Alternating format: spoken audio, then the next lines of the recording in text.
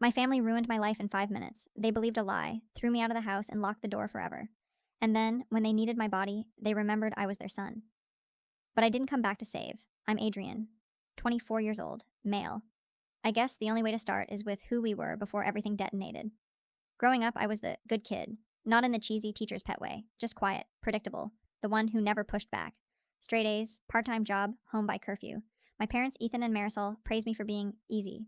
They'd brag to their friends about how they never had to worry about me. I think they liked me best when I blended into the background. Then there was Isabella, 15, my little sister.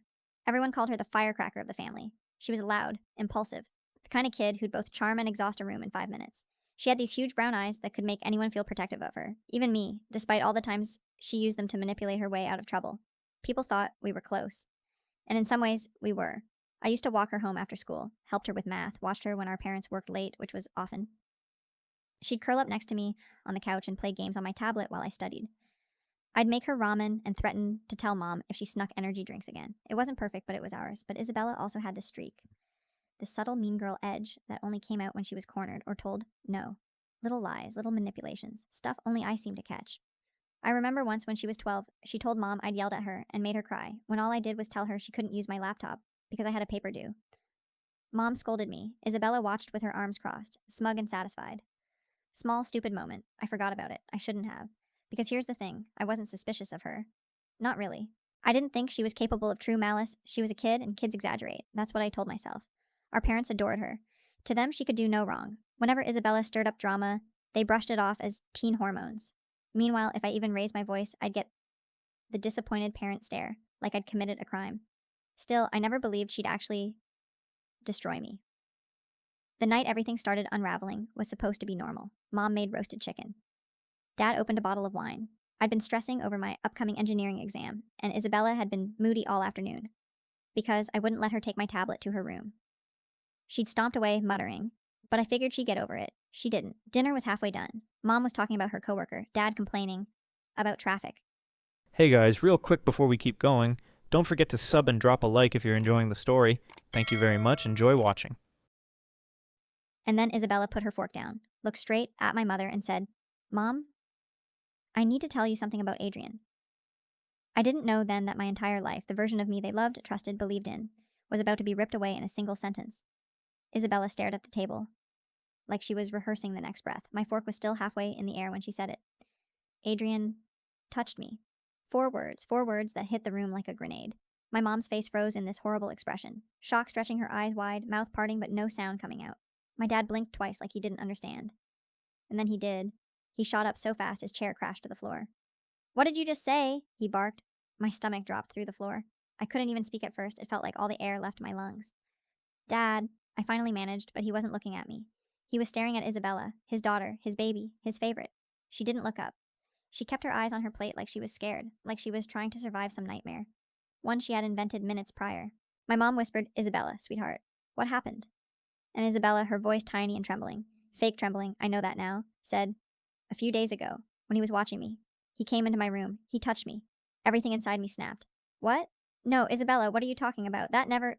But Dad didn't let me finish. He lunged across the table so fast I barely registered it. His fist connected with my jaw and the world tilted sideways. The plates rattled, the chicken dish slid, wine spilled across the tablecloth. How dare you touch my daughter? He roared. Mom grabbed Isabella and pulled her against her chest, shielding her like I was some rabid animal. Isabella sobbed dramatically into her shoulder, loud, shaky, the kind of crying that demands an audience. Dad, please, I shouted. My mouth tasted like blood. She's lying, I swear to God she's lying. But it didn't matter, none of it mattered, because in that moment, they had already decided what I was. Dad punched me again, harder this time, enough to make my vision blur. My head hit the edge of the table on the way down. I remember the pain, the ringing in my ears, the metallic tang of blood in my mouth. My mom hissed, get out, get away from her. I tried to stand, and Dad shoved me so hard my back hit the wall. I gasped for breath. After everything we did for you, he growled. You sick, disgusting... Dad, listen to me, I begged. She's mad because I didn't give her my tablet. That's all this is. She's lying. But... Isabella buried her face deeper into Mom's chest and cried harder. Fake sobs. That's burned into my memory. How she kept peeking at them between sniffles, watching to see if they were buying it. They were. Dad threw my backpack at me, followed by my jacket. Out, he spat. You are no son of mine. I remember trying to grab my phone from the counter, but he snatched it first and hurled it against the wall. It shattered. "You don't get anything we paid for," he snarled. "Not after what you did." I stumbled outside. My mouth was bleeding. My ribs felt bruised. My vision was blurry. I was still in socks. I didn't even have my wallet. The last thing I heard before the door slammed behind me was Isabella's voice. Soft, shaky, so convincingly frightened. "Please don't let him come back, Mom. Please." The lock clicked, then another, then the deadbolt. And I stood there on the porch, shaking, shirt half torn, with my own blood drying on my face, realizing that everything I had been, good son, responsible kid, the one they trusted, had evaporated in 5 minutes. All because my sister didn't want to share a tablet. And my parents chose her lie over my life without even blinking. I don't remember the walk away from the house. I remember cold pavement beneath my socks. I remember my hands trembling so violently it looked like they weren't attached to me. I remember my jaw throbbing and the taste of copper every time I swallowed. But the actual walk, it's a blur. What I do remember is the moment I reached the edge of our street, turned back, and saw the house lights flick off one by one, like they were erasing me in real time. My parents didn't call the cops. They didn't ask for proof. They didn't even argue. They just chose her, instantly. I wandered for maybe an hour, maybe more. Time didn't feel real. I had no phone, no wallet, no shoes. My face was swelling. And I kept hearing Dad's voice echoing in my skull. "You are no son of mine." I don't know how long I sat on the curb outside a closed bakery before someone finally approached me. Mrs. Halpern, our old neighbor, 70s, knew me since I was 6. "Adrian? Honey, what on earth?" She saw the blood, the bruises, the dazed look in my eyes. I couldn't even form the lie I wanted to give her. She called an ambulance. At the ER, I had a mild concussion, cracked molar, bruised ribs. They asked if someone attacked me. I said I didn't want to talk about it. When they discharged me in the morning, they asked who was picking me up. I said no one, because there was no one. My parents didn't call, didn't text, didn't ask if I was alive. I ended up at a shelter 2 towns over. They took me in because I told them the truth.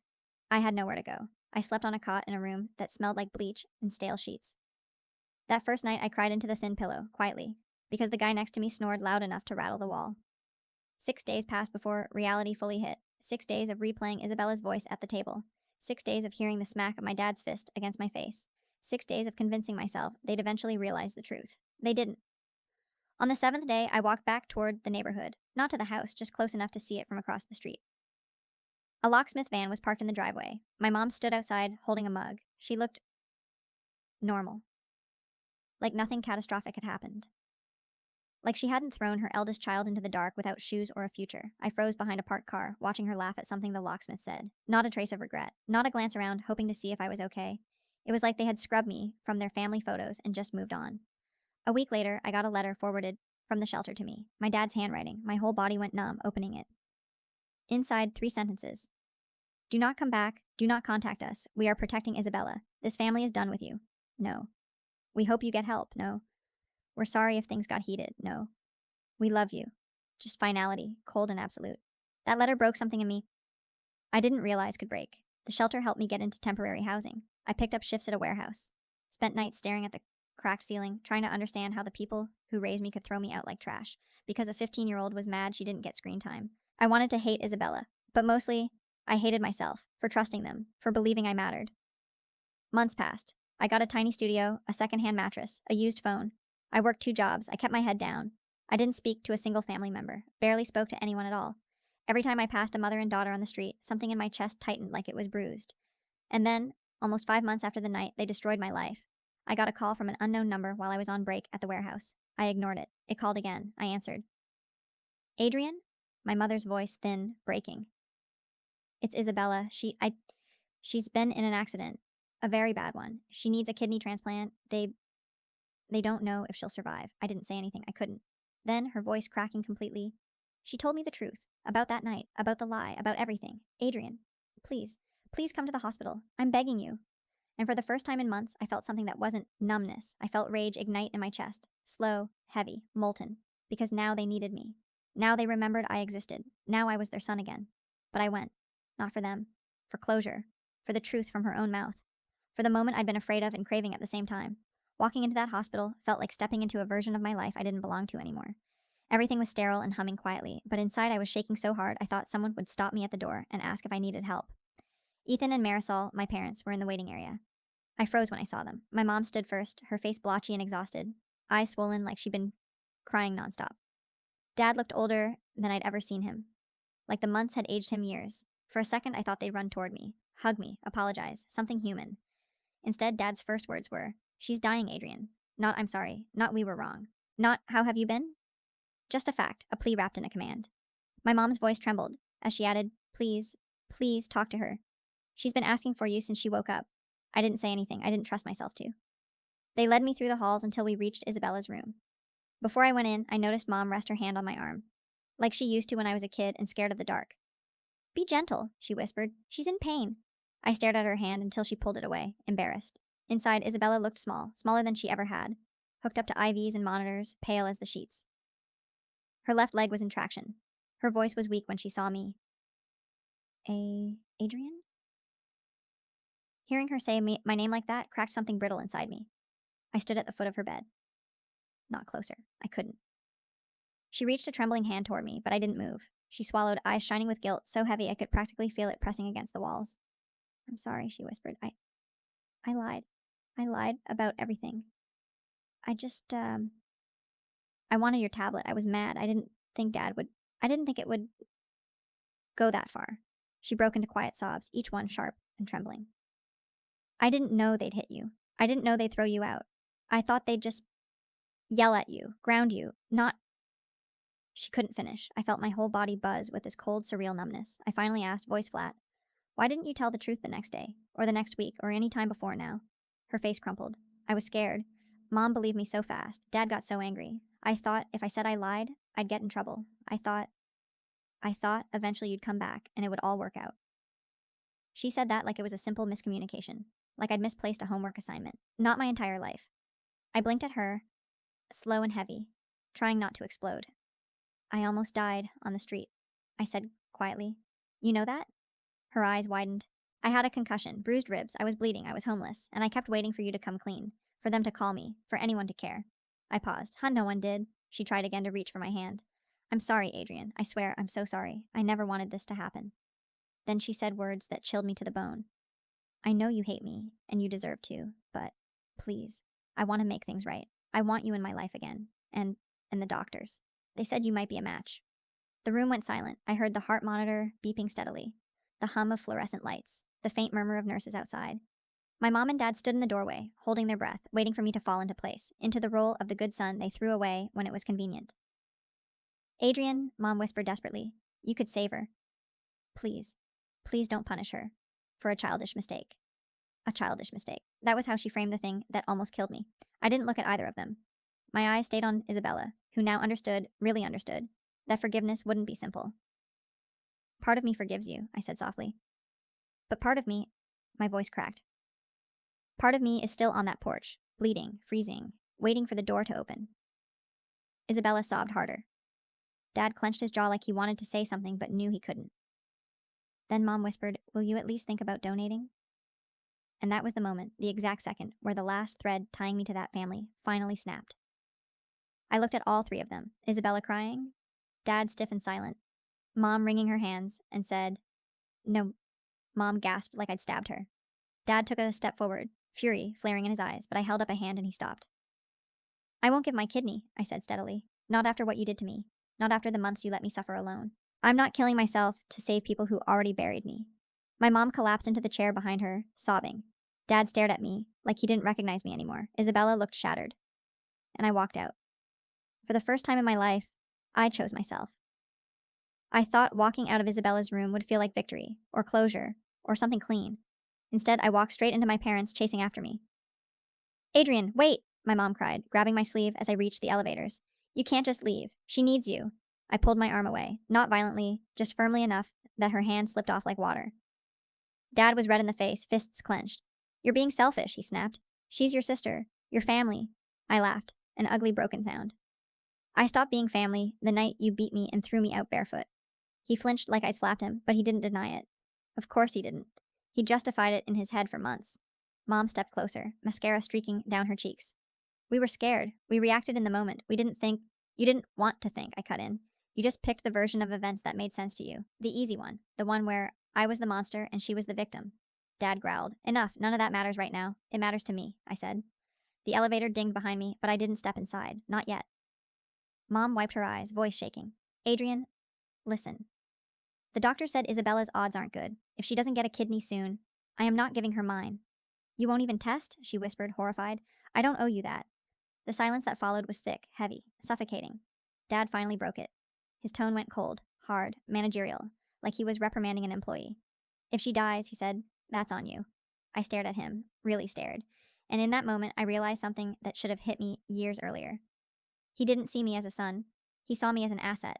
And when I stopped being useful, he discarded me. So I said, no, Dad.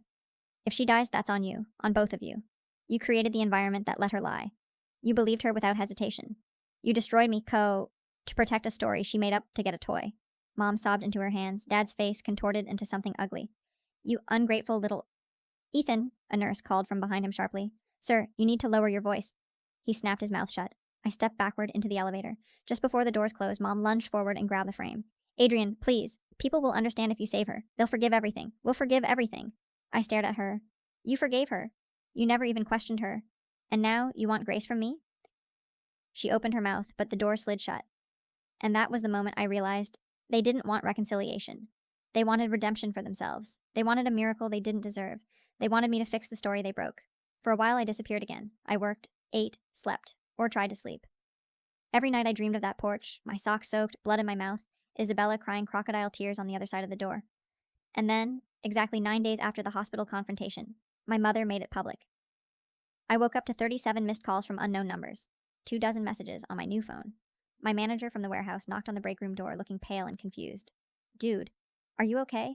Your name is trending on Facebook. My stomach dropped. I opened the post. My mother had uploaded a photo of Isabella in her hospital bed, unconscious, pale, surrounded by machines, and wrote this long, dramatic paragraph begging for prayers. But buried halfway down, in one sentence that detonated everything, she wrote, her only compatible donor would be her estranged brother, Adrian, who refuses to help her in her time of need. She used my full name, my photo, my age, our city. She exposed me to everyone, her friends, our relatives, my old classmates, strangers, people who didn't know a single thing except what she fed them. Comments were brutal. How could a brother refuse to save his sister? What kind of monster won't donate a kidney? This is disgusting. Shame on him. I hope people in his town recognize him. They wanted me ruined. And my parents were responding to comments, confirming things, stoking the fire, telling the world they were heartbroken by my selfishness. The final straw? Mom had posted, we pray God softens Adrian's heart before it's too late. That was when I felt something snap inside me, a cold, dangerous clarity settling into place. If they wanted the world involved, then the world would hear the real story, every detail, every bruise, every lie, every confession. And for the first time since this nightmare began, I felt something electric, sharp, power. Revenge wasn't just coming. It was overdue. I didn't react immediately, not publicly at least. I sat there on my thrift store couch, phone buzzing nonstop, thousands of strangers dissecting my morality like some sick experiment. Part of me wanted to curl up and disappear. But another part, the part they killed the night they threw me out, woke up, slow, cold, calculated. If my parents wanted a public spectacle, fine, they'd get one. First, I made a new account, my real name, my real face. If I was going to do this, it had to be undeniably, unambiguously me. Then I uploaded the first video. Not some rage-filled rant, not some dramatic meltdown, a calm, steady explanation, almost clinical. Hi, I'm Adrian. The same Adrian my mother posted about. The one she claims is refusing to save my sister. I let the silence hang. Here's what she didn't tell you. And then I told everything, not theatrically, not hysterically, step by step. The dinner, the accusation, the beating, the porch, the ER, the letter disowning me, the months of silence. The moment Mom begged me to come only because she needed a spare organ. I kept my tone level, steady, because the truth was damning enough without theatrics. But I saved the grenade for last, the audio recording. See, when I visited Isabella at the hospital, the social worker explained that due to the nature of the original accusation and the fact that I'd been physically assaulted, I had the right to record any conversation with her as a measure of self-protection. So I did. I'd held my phone in my pocket while she confessed. I lied. I lied about everything. I just wanted his tablet. I didn't think they'd throw him out. I didn't think they'd hit him. I didn't think it would get this bad. Her voice cracking. Her guilt, raw. Her admitting she invented the entire story. I added subtitles. I kept the recording unedited. When I posted the video, I wrote exactly one sentence in the caption. If you want the truth, here it is. The internet exploded in under an hour. People who had crucified me were suddenly deleting comments or crawling back to apologize. Others were furious, at my parents, at Isabella, at the entire system that let a 15-year-old's lie nearly kill her brother. My mother tried to fight back, writing some pathetic attempt at damage control. We didn't know. We reacted emotionally. Any parent would. Twitter tore her apart. Facebook turned against her. Reddit got involved. TikTok, even local news pages. People were posting split screen comparisons. My calm video versus her melodramatic guilt trip post, calling her manipulative, abusive, negligent. Someone even dug up old school photos of me and Isabella, turning them into memes like, "The quiet one was innocent the whole time." It was savage, and for the first time in years, I didn't feel powerless. But I wasn't done, because the one thing my parents repeated online over and over was that I abandoned the family and left Isabella to die. So I posted one more video, quieter, shorter, deadlier. I held up the letter Dad wrote, the one telling me to never come back. Then I read it out loud, verbatim. "Do not come back. Do not contact us. We are protecting Isabella. This family is done with you." Then I looked straight into the camera and said, "You disown me. Remember?" That was all. 4 million views in 12 hours. And my parents? They went silent. Not because they learned their lesson, but because people were now sending screenshots of their threatening comments and baseless accusations to my job, to theirs, to anyone remotely connected. They tried to message me privately, both of them. Mom's message: "Adrian, please delete the videos. You're making us look horrible. This is all a misunderstanding." Dad's: "You ungrateful bastard. Take everything down, or I'll eat." I blocked them both, but my revenge wasn't yelling or insulting or fighting. It was the one thing they feared most: exposure. They had built their entire identity on being the good family, the moral ones, the protective ones. Now everyone saw them for what they were. People from church confronted them. Neighbors whispered. Extended family stopped talking to them. Their Facebook friends left by the hundreds. My dad's coworkers apparently asked if he was the guy who beat up his son over a lie. Their perfect image shattered. And I didn't have to exaggerate a single detail. Just the truth, raw, brutal, unfiltered, was enough. But the highest revenge wasn't the views or the comments or the backlash. It was the silence. Because after everything I posted, not once, did my parents say, "We're sorry"? Not for the beating, not for the abandonment, not for destroying my life. Their apology wasn't coming. Their remorse wasn't coming. And neither was my kidney. As the days passed, Isabella's condition worsened. The hospital kept looking for donors. The list was long. Her clock was short. And then, 3 days after my videos went viral, the call came. Not from my parents, not from Isabella. From the hospital chaplain. She spoke gently, her tone soft enough to cut right through my chest. "I'm calling to let you know that Isabella passed away earlier this morning." I sat there in total stillness, feeling neither relief nor grief, just a vast, echoing emptiness. Then the chaplain asked if I'd be attending the funeral, and I told her, yes, but not for them. The funeral was held at St. Aurelia's, our old childhood church, the one with the chipped stone steps and the stained glass windows Isabella used to call rainbow walls. I hadn't been there in almost a decade, but the place looked the same. Quiet, heavy, like grief had seeped into the bricks. I didn't sit with the family. I didn't even walk in with them. I waited outside until everyone else had gone in. Neighbors, old church friends, people who had no idea what truly happened but came because a 15-year-old dying is a tragedy, no matter the context. When I finally stepped inside, the sanctuary felt colder than I remembered. Isabella's photo was at the front, her in a jean jacket, hair in loose curls, smiling, like she hadn't shattered my life. My parents were in the front row. Marisol was hunched over, shoulders shaking, tissues piled in her lap. Ethan sat rigid, staring straight ahead, jaw clenched so tightly it looked painful. Grief didn't soften him, it sharpened him, made him smaller, but more jagged. Neither of them turned when I took a seat in the last row. I didn't want them to. People whispered when they noticed me. "That's the brother. The one from the video?" My God, imagine. Some looked at me with pity, others with awe, a few with judgment. I didn't care. During the service, the pastor spoke about innocence and forgiveness, about loss, about family bonds that can't be broken. The irony was suffocating, but I wasn't there for the sermon. I was there for one moment. When the service ended, people lined up to pay respects at the casket. I waited until everyone else had left, until even the pastor had moved aside to speak with my mother. Then I walked toward the front. It felt like walking through water, thick, slow, every step heavier than the last. When I reached the open casket, my breath caught in my throat. Isabella looked impossibly young, like she'd fallen asleep after a long day. There were faint signs of the accident, still visible beneath the makeup, but the biggest shock was how small she looked. I stood there for a long time, not crying, not angry, just hollow. "I forgave part of you," I whispered, and I meant that. My voice cracked, once like something old and rusted, shifting inside me. "I wish you'd told the truth sooner. I wish you'd trusted me. I wish—" My throat closed before I could finish. I placed a single white lily next to her, her favorite flower when she was younger. She used to put them behind her ear and pretend she was in a movie. "Goodbye, Izzy," I whispered. "I hope you're somewhere better than the mess you left behind." I turned to leave. That's when my mother saw me. She stood abruptly, stumbling backward like she'd seen a ghost. "Adrian," she choked out, rushing forward. "Adrian, please talk to us." My father followed more slowly, the weight of grief fighting with his pride. Mom grabbed my hands with shaking fingers. I am so sorry, she sobbed. Please, just talk to us. Don't leave again. Not like this. We were wrong. We were horribly, horribly wrong. Adrian, please, we can fix this. We can start over, please. Her desperation hit me like a wave, but I didn't move. Dad's voice was rough. Son, please. It was the first time he'd called me son since the night he threw me out. But it wasn't affection. It was need. They needed me to absolve them. They needed my forgiveness to wash away their guilt. They needed me to rebuild the family they had burned down. And for the first time, I saw them clearly, not as monsters, not as parents, but as deeply flawed, deeply frightened people, drowning in the consequences of their own choices. I pulled my hands gently out of my mother's grasp. Don't, I said quietly. She froze. Dad's face crumpled. You want forgiveness, I said. You want the world to stop judging you. You want the pain to go away. I shook my head. But what you don't want is the truth. They stared at me, silent and trembling. You didn't lose a daughter today, I said, voice steady. You lost both your children. You just lost one of us a lot earlier. Mom let out this strangled cry, like the words physically hit her. Dad stepped forward, grabbing my arm, not cruelly, but desperately. Adrian, we can fix this. We can be a family again. Please, just come home. Home. The word felt like poison in my ears. There is no home, I said softly.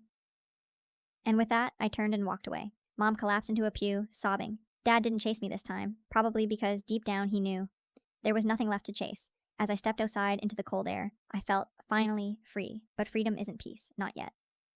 Because there was still one last thing I owed myself. A goodbye to the boy I used to be. I didn't go straight home after the funeral. Home. It was strange how the word still tried to attach itself to something. My tiny studio, my bed with mismatched sheets, the thrifted desk wedged under the window. None of it felt like home, but it felt like mine, and that was enough. Instead, I walked. Through the park where I used to take Isabella for ice cream, past the library where we'd sit and do homework together, down the street where I'd once taught her how to ride a bike. Every memory felt like a splinter, small, sharp, impossible to remove. As I walked, I found myself replaying the last year of my life. The lie, the beating, the porch, the months of being invisible, the hospital, the videos, the funeral. I didn't realize tears were running down my face until a gust of wind chilled them. And then, without planning it, without even thinking, I stopped in front of the house I grew up in, Ethan and Marisol's house, my old house. The blinds were half shut. A funeral wreath still hung on the door. The little ceramic frog Isabella painted in 6th grade sat on the porch rail, the one she begged Dad not to throw out, even though its leg had broken off. I stood on the sidewalk across from it, hands shoved in my jacket pockets. I didn't move. I didn't need to. This was enough. I wasn't there for confrontation. I wasn't there for forgiveness. I wasn't there for closure either, because closure implies something neat, clean, tied with a bow. What I wanted was acknowledgement, from myself, that it was finally over. That this chapter of my life, the one defined by guilt and fear and longing for love that never came, was finally done. I wasn't the boy on the porch anymore. And that was when I noticed movement behind the blinds. My mother. She was sitting in the living room, staring out the window. Not at me specifically. She couldn't see me from where I stood, but at the street, the world. Or maybe nothing at all. She looked drained, hollow, like a woman who'd spent the last week bargaining with a god who stopped listening. My father sat on the couch beside her, elbows on his knees, staring at the floor. They weren't talking, weren't fighting, weren't comforting each other, just existing in the aftermath. And for a strange, surreal moment, I didn't feel hate. I felt pity. Not enough to fix anything. Not enough to forget. Not enough to open the door that would lead me back to them. Just enough to see them as human, deeply flawed, dangerously reactive, traumatizing in their carelessness, but human. I stayed only a minute longer, breathing slowly, letting the cold air clear the fog in my chest. Then I whispered, to the house, to them, or maybe to the ghost of who I used to be. I'm done. And I meant it. 6 months later, life wasn't perfect, but it was mine. I moved into a better apartment, started a certification program for engineering again, made a few friends at work, went to therapy, even laughed sometimes. Real laughs, not the brittle kind that cracked at the edges. My parents reached out twice. First a long text from my mom about repairing the family, then a short one from my dad asking if we could talk like adults. I didn't respond, not out of bitterness, but out of acceptance. Some things aren't fixable. Some wounds don't heal in a way that lets you go back. Some doors close and stay closed, and that's okay. I didn't block them, but I didn't answer. My silence was my boundary, my peace, my new life. The last time I went to the cemetery, I brought another lily. I placed it by Isabella's stone, quiet, unannounced, no theatrics. I hope you're at peace, I murmured. I'm trying to find mine. A breeze moved through the trees, soft and warm. It felt like nothing and everything all at once. I turned to leave. And as I walked away, I realized, For the first time in my entire life, the weight on my chest wasn't crushing me. It was lifting slowly, steadily, like dawn after a long night. I didn't have a perfect ending. I didn't have justice wrapped in a bow. I didn't have reconciliation, but I had the truth. And finally, I had myself.